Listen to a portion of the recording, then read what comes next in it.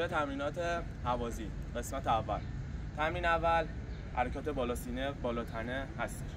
اولین تمرین شنا با توپه. در روز 3 تا 15 تایی میتونید حرکت رو اجرا کنید. الان براتون میرم ببینید. حالت شنا قرار میگیرید. دستا ورزش، شونه باز، پا صاف. یه عدد توپ نیاز دارید. توپ زیر دست راست، میرید پایین، میاد بالا. توپ عوض میشه. میاد زیر دست چپ. میرید پایین، میاد بالا. میرید زیر دست راست. و برعکس. اینو در روز 3 تا 15 تایی میزنید. تمرین دوم عضلات پشت پا.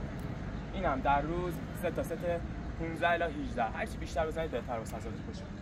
یه لبه سنگی چیزی پیدا میکنید، میرید بالا، نوک پا لبه، میرید پایین، میاید بالا. میرید پایین، میاید بالا. میرید پایین، میاید بالا. در چقدر میرید پایین که به عضله پشت پا فشار بیاره. اگه فشار نیاره یعنی دارید الکی اجرا میکنید. اینم در روز 3 تا 15 الی 18 میزنید. تمرین سوم کش لوپ. تمرین با کش لوپ با عضلات پشت پا، عضله رون برقرار میشه. کش لوپ اول داخل پا میکنید، زیر زانوتون قرار میگیره. یه دست جای کمکی میگیرید و میرید روی پا.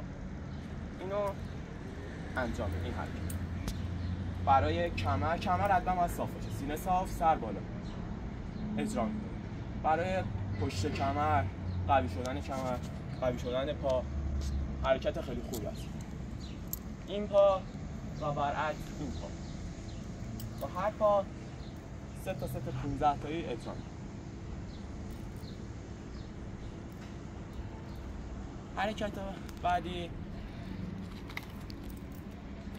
حرکت اسکات هستش. اسکات برای چی کمک کنه؟ اسکات برای قوی شدن دوقلوی پا، کمر و سینه کمک میکنه. در پاهاتون ورز شونه باز میشه. قشنگ دقت کنید، این حرکت خیلی مهمه. پا ورز شونه باز، صاف. خب ببین قشنگ ببین زانوتون باید خم شه، کمرتون صاف باید بشه. کمر اینطوری باشه این حرکت اصلا درست نیستش و بدتر ضرر داره برای شما. ببین دستا میاد بالا، خم. 1 در هر حدی که میتونید خم بشید. فشار حرکت بیشتر میشه. اینم در روز 3 تا 15 الی 18 میزنید. هرچی بیشتر زنید بهتر دیگه. در حد تعامل.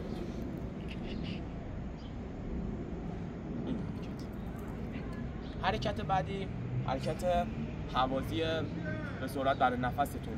اینا خیلی کمک میکنه که مثلا در 90 دقیقه بازی بتونید نفس داشته باشید، کم نیارید و خسته نشید.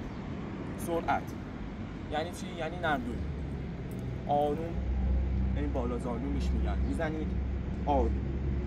اینا در روز 3 تا 10 دقیقه 5 دقیقه هر چقدر که نفس داشتید میزنید. حرکت بعدیش که همین شکله باید زانو بالا بزنید. یعنی چی؟ یعنی زانوتون باید بیاد بالا. این حرکت سینه صاف، کمر صاف و پاهاتون داخل شکم جمع میشه. اینم 3 تا 15 الی 18 تایی میزنید. این قسمت اول حرکت هوازی بود. 100% منتظر قسمت دوم باشید. حرکت‌های بهتر براتون دارم، منتظر باشید. فعلا خداحافظ.